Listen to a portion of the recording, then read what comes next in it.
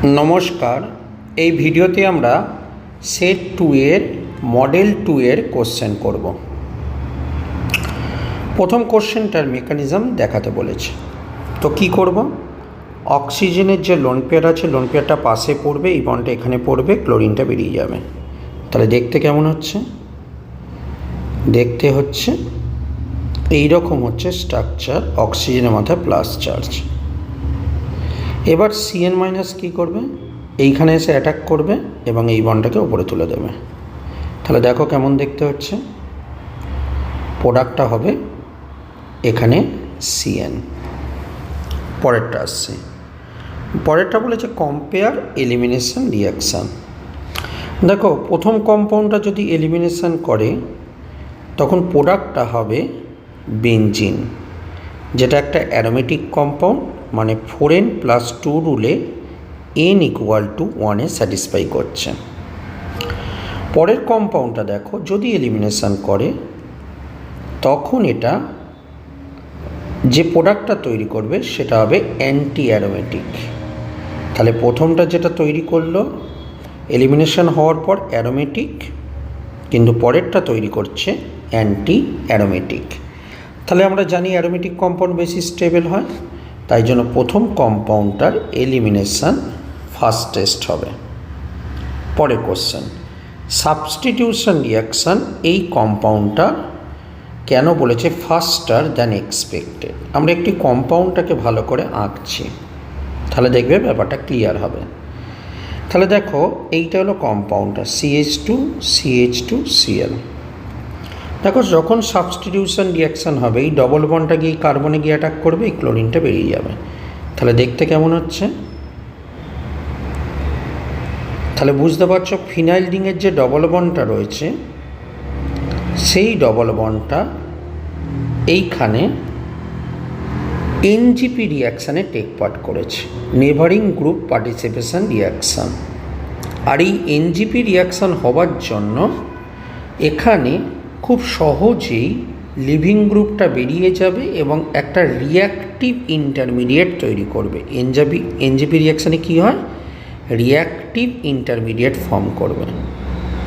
যে রিয়াক্টিভ ইন্টারমিডিয়েটের মধ্যে নিউক্লিওফাইলটা এসে খুব ইজিলিভাবে অ্যাটাক করে আমার কাছে প্রোডাক্টটা তৈরি করে দেবে। তো due to the undergoes of NGP রিয়াকশানটা হয় বলে এই রিয়াকশানের ক্ষেত্রে তোমার রিয়াকশান রেটটা বা সাবস্টিটিউশন রিয়াকশান রেটটা অনেকটাই ফাস্ট হয়। পরের কোশ্চেনে আসছে, পরের কোশ্চেনে বলেছে এই দুজনের নিউক্লিওফিলিসিটি কম্পেয়ার করতে। দেখো এটা দুভাবে বলা যেতে পারে।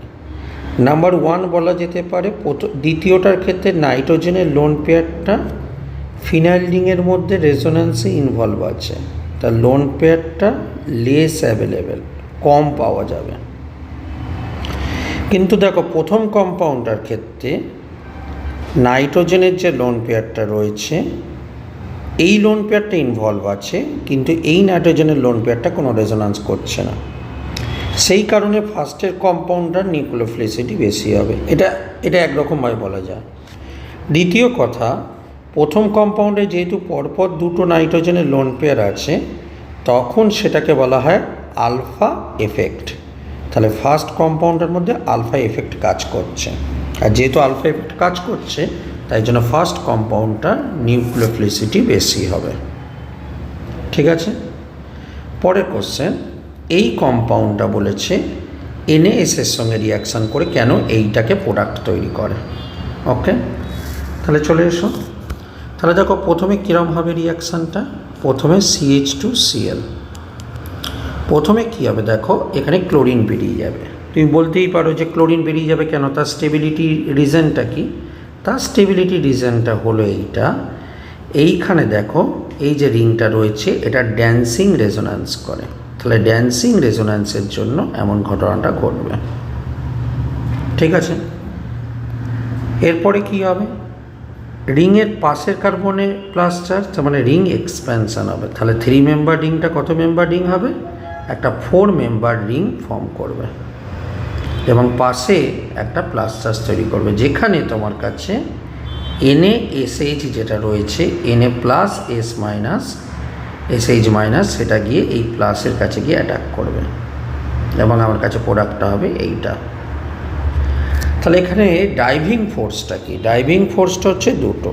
একটা হলো এই যে ক্লোরিনটা বেরিয়ে গেল, তার কারণ কি? ড্যান্সিং রেজোন্যান্সের জন্য কার্বোক্যাটায়ন হাইলি স্টেবল, ঠিক আছে। আর দ্বিতীয় কথা হলো রিংয়ের পাশের কার্বনে প্লাস চার্জ হয়েছে বলে রিংটা এক্সপ্যান্ড হলো। তাহলে 3 মেম্বারটা কত মেম্বার হয়ে গেল? 4 মেম্বার রিং।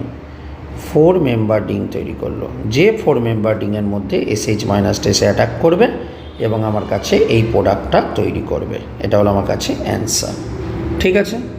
তো এই ছিল আমাদের মডিউল 2 এর সেট 2 এর কোশ্চেন। পরবর্তী ভিডিওতে সেট 3 কোশ্চেন নিয়ে ডিসকাস করব।